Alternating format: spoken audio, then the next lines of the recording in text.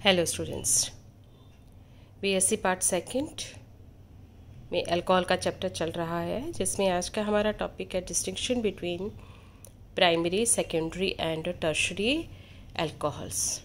Primary, secondary और tertiary alcohols के बीच में विभेद। तो उसके लिए सबसे पहला जो मेथड है वो है ऑक्सीडेशन टेस्ट मेथड। अब प्राइमरी अल्कोहल्स को ऑक्सीकरण करने पर एल्डिहाइड प्राप्त होता है और फर्दर उसको ऑक्सीडेशन जब किया जाता है तो कार्बोक्सिलिक एसिड प्राप्त होता है। यहाँ आप एक एग्जांपल देख रहे हैं, एथेनॉल का ऑक्सीडेशन करने पर एसिटाल्डिहाइड की प्राप्त होती है और उसका फर्दर ऑक्सीडेशन करते हैं तो एसिटिक अम्ल प्राप्त होता है।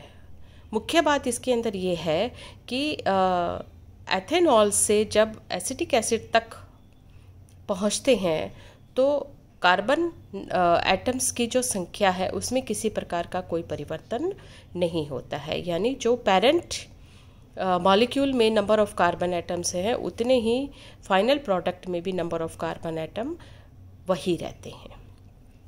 सेकेंडरी अल्कोहल का जब ऑक्सीकरण करते हैं तो कीटोन की प्राप्ति होती है विद सेम कार्बन एटम और फिर उसको फर्दर ऑक्सीकरण करते हैं तो कार्बोक्सिलिक एसिड प्राप्त होता है with one less carbon atom. Iso propyl alcohol 3 carbon atom है जिसमें ऑक्सीकरण करने पर कीटोन की प्राप्ति हो रही है जिसमें 3 कार्बन एटम ही रहते हैं।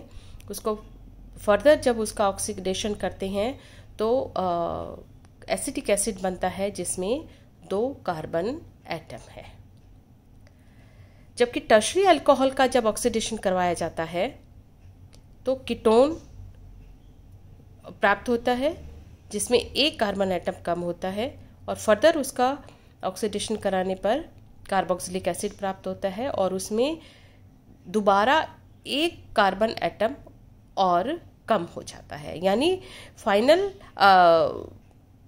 प्राइमरी मॉलिक्यूल से जब हम फाइनल मॉलिक्यूल तक पहुंचते हैं तो कुल मिलाकर 2 कार्बन परमाणु की कमी हो जाती है। जैसे यहाँ है आइसोब्यूटाइल अल्कोहल, ऑक्सीकरण करवाने पर इससे हमें 3 कार्बन परमाणु का कीटोन प्राप्त होता है और फर्दर जब उसका ऑक्सीकरण करते हैं तो कार्बोक्सिलिक एसिड प्राप्त होता है जिसके अंदर 2 कार्बन परमाणु उपस्थित है। यानी पेरेंट मॉलिक्यूल में जहाँ पर कार्बन परमाणु की संख्या 4 है तो और फाइनल जो प्रोडक्ट है वहाँ पर कार्बन मॉलिक्यूल की संख्या 2 रह जाती है। सेकंड जो टेस्ट है वो है डिहाइड्रोजिनेशन टेस्ट।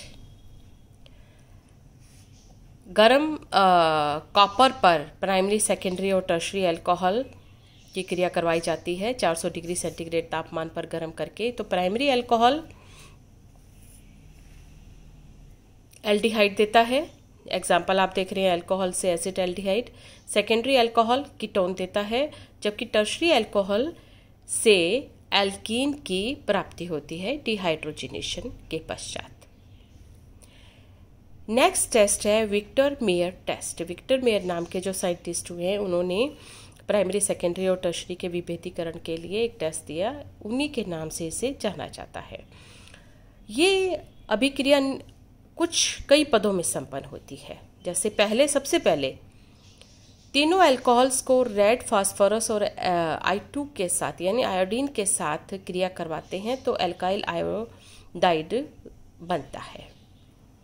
बने हुए एल्काइल आयोडाइड की AgNO3 के साथ क्रिया करवाते हैं तो जो भी संगत नाइट्रो एल्केन की प्राप्ति होती है।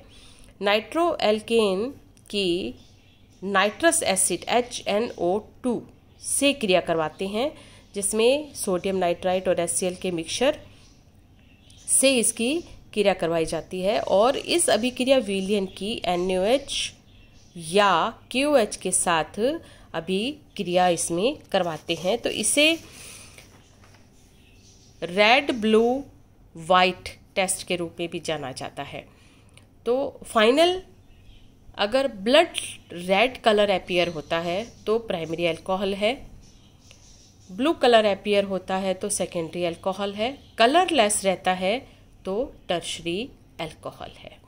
यहाँ आप ये देख रहे हैं प्राइमरी अल्कोहल के साथ अभिक्रिया दिखाई गई है, सेकेंडरी अल्कोहल के साथ ये रिएक्शन दिखाई गई है, और ये टर्शरी अल्कोहल के साथ ये रिएक्शन दिखाई गई है। तो प्राइमरी अल्कोहल में आप देखें, जब फास्फोरस और आयोडीन के साथ क्रिया करवाते हैं तो अल्काइल आयोडाइड, फिर AgNO3 के साथ क्रिया करवाने पर नाइट्रोएल्केन, फिर इसकी क्रिया HNO2 के साथ करवाते हैं तो नाइट्रोलिक एसिड, और NaOH के साथ करवाने पे ब्लड रेड कलरेशन हो जाता है। अगर ब्लड रेड कलरेशन आ जाता है तो इट मीन्स वो अल्कोहल प्राइमरी अल्कोहल है। सेकेंडरी अल्कोहल में आप देखें अल्काइल आयोडाइड की प्राप्ति, फिर इसमें नाइट्रोएल्केन, फिर सूडो नाइट्रॉल यहाँ प्राप्त होता है, और NaOH के साथ फाइनली ब्लू कलरेशन होता है। ब्लू कलरेशन है तो वो सेकेंडरी अल्कोहल है। टर्शरी अल्कोहल में आप देखें कि फाइनली रिएक्शन में कलरलेस रहता है। जब NaOH के साथ क्रिया करवाते हैं तो वो कलरलेस रहता है। तो ये बहुत ही इंपॉर्टेंट टेस्ट है, विक्टर मेयर टेस्ट, जिससे हम प्राइमरी, सेकेंडरी और टर्शरी में भली प्रकार से इनका विभेदीकरण कर सकते हैं।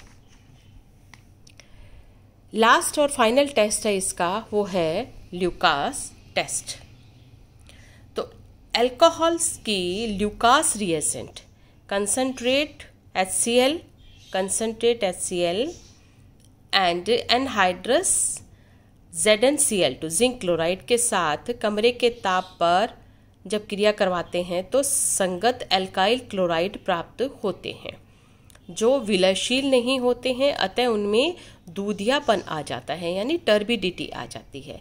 लेकिन टर्बिडिटी का आने का जो टाइम पीरियड है वो प्राइमरी, सेकेंडरी और टर्शरी अल्कोहल्स का अलग अलग है, डिफरेंट है। उसके आधार पर ही इनकी पहचान की जाती है या विभेदीकरण इनका किया जाता है। अब प्राइमरी अल्कोहल को हम देखें तो कक्ष ताप पर आधे घंटे तक दूधियापन नहीं आता है। एक्चुअली प्राइमरी अल्कोहल की जब क्रिया करवाई जाती है तो ये रूम टेम्परेचर पर साधारणतया ये रिएक्शन नहीं करता है, इसलिए इसमें किसी प्रकार की कोई टर्बिडिटी अपीयर नहीं होती है। सेकेंडरी अल्कोहल को देखें तो 5 मिनट में इसमें दूधियापन आता है, यानी टर्बिडिटी या दूधियापन आने में 5 मिनट का समय इसमें लगता है। ये आप रिएक्शन देख रहे हैं, 5 मिनट में टर्बिडिटी आती है। टर्शरी अल्कोहल में जब रिएक्शन करवाते हैं तो ये जो टर्बिडिटी या दूधियापन है ये तुरंत अपीयर हो जाता है। तो इस प्रकार से ल्यूकास टेस्ट टर्बिडिटी टेस्ट के रूप में भी हम इसे जान सकते हैं। हम प्राइमरी, सेकेंडरी और टर्शरी अल्कोहल में विभेद कर सकते हैं। तो स्टूडेंट्स, आज की इस क्लास में हमने पढ़ा distinction between primary, secondary and tertiary alcohol, जिसके हमने 4 अलग अलग टेस्ट पढ़े। फर्स्ट टेस्ट था oxidation test, second dehydrogenation test, third Victor Meyer test and last one is Lucas test. Okay, thank you.